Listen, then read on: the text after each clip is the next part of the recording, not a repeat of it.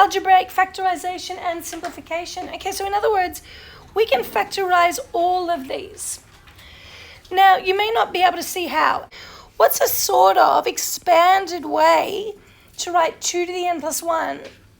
Or in other words, to split up the n plus 1. So like break it up. So it's something times something. 2 to the power of n times 2 to the power of 1. Beautiful. That's another way to write that first term, isn't it? So you could write that first term as 2 to the n times 2 to the 1. Whether you write the 1 is up to you, but does everyone agree with that? I'm just doing the first term. And then we've got plus 2 to the n. So now that you've written it like that, can you see what you can take out of both of those terms? And when I say both of those terms, that's still one term, and that's the other term. So what can you take out now of both of those? Yep, exactly. So now, if I take 2 to the n out, what's left in brackets? Take a moment. Is it 2 plus 1? It is, okay. So girls, 2 to the n's taken out, so only this is left, so 2 to the 1, which is just 2. And here, if you divide this by itself, 2 to the n, you're left with 1. Is everyone okay with that? And wait a minute, I can do that even easier. What's 2 plus 1? 3. Yeah. So now there's multiple ways you can write that. You can write it as 2 to the n with 3 in the brackets, or you could write it as 3.2 to the n, which is quite common. So make sure you're comfortable with either of those. B is actually kind of similar. Take a moment. You don't have to know the answer. Can you think of either? Can you think of anything? Can you think of maybe a step that might help? Do you make the 9 the 3 to the power of 2? You could do it that way if you wanted, yep. So maybe I could change that to the 3 to the n plus 2 plus 3 to the, 2 plus 3 to the 2. Then what does that help with? I split up the 3 to the n plus 2 as well. So I got 3 to the n times 3 to the 2 plus 3 to the 2. Beautiful. And then what does that become? No, 3 to the 2. Yes. And then brackets. 3 plus 1. Close. 3 to 3 the n. to the n and then plus 1. Exactly. And you can also rewrite that as 9 outside of 3 to the n plus 1. Either one would be good. You might get to the point, girls, where you can go straight from here to the answer, or you might get from here to here. You might do it in a slightly different order, or you might, either one. But for now, take your time, just make sure you get it. Because this slowly breaking it up kind of might be improving your understanding of why we can do this, as opposed to, that just equals this. I'm not sure why, but I'm just going to write. C. What do you think we could take out of both? Is it 5 to the 2n and then brackets 5 to the n plus 1? Yes, good. Let me just talk about that for a second. Look at these powers, 3n and 2n. They both contain 2n, right? Like 2n is within that. The first one could be written, I might write it underneath, could be written as 5 to the 2n times 5 to the n. Is that okay for the first one? Plus then 5 to the 2n. Oh, look at that. They've both got 5 to the 2n. So I take 5 to the 2n out, and then you might be able to see in the brackets what's left. 5 to the n plus, I'm dividing by the whole thing, so that'll just be 1. Does that make sense, girls? So you can approach all of these like that. Think about what do they both have? Except D. D's different. Okay, so but one thing at a time. Now, girls, I'm pretty sure I can't get both of those in the same base in D. Do you agree? Can't do same base, can't take anything out, there's no common factor. So, but I do have 2 terms and there's a minus between them. What might be applicable here? Difference of 2 squares. Do you see that, girls? Now, you might be like, but what's being squared at the first one? One thing at a time. Can anyone think about that first one? I know 5 squared. I know 5 is being squared for 25. But does anyone know what's being squared for the first one? Or even, do you know how to break it up a little bit maybe to get there? Rhiannon? 2 squared is 4. 2 squared is 4. Let's go that one step at a time. 2 squared is 4, so it becomes 2 squared to the x Is that okay? But girls, for difference of 2 squares, I want something squared. Take a moment. What do you think should be in those brackets for it to be something just squared? 2 to the x. Is everyone okay with that? 2 to the x? Girls, are they the same thing? Yes, because 2 times x is 2x, but x times 2 is also 2x. And write down what you think the factors are using difference of 2 squares.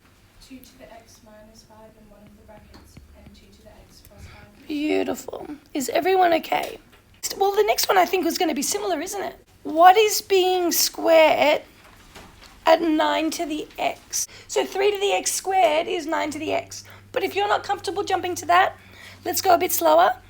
That's, actually girls, can I write that 3 to the 2x? Yeah. Is that okay? Is everyone okay with that? And I've written 16 as 4 squared.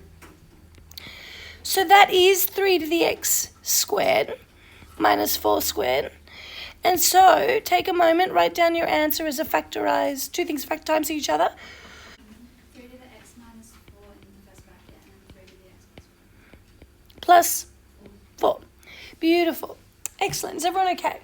So it's about really quickly recognizing that, say, 25 to the x is just 5 to the x, all squared. And say 100 to the x is 10 to the x, all squared. Using that same skill, let's try f. If this helps you girls, let u be 2 to the x. But keep in mind, girls, we're not solving. Is this an equation? It's just an expression. It doesn't equal something. It doesn't equal 0. We're just factorizing. But if you would like to use substitution, we can. So just rewrite it for now. What is that in terms of u if u is 2 to the x? U squared U squared? minus 5u plus 6. Okay. So now can you factorize that blue, the part with u in it? U minus 2 and u minus 3. Okay, is everyone okay? Yep. Beautiful. That's factorized. But wait a minute. Our original expression was in terms of x. I need it in terms of x. So what is my factorized version, but in terms of x? 2 to the power of x? Minus 2 and 2 to the power of x minus 3. Beautiful. Now, but you may have gone, you know what, I don't need a substitution.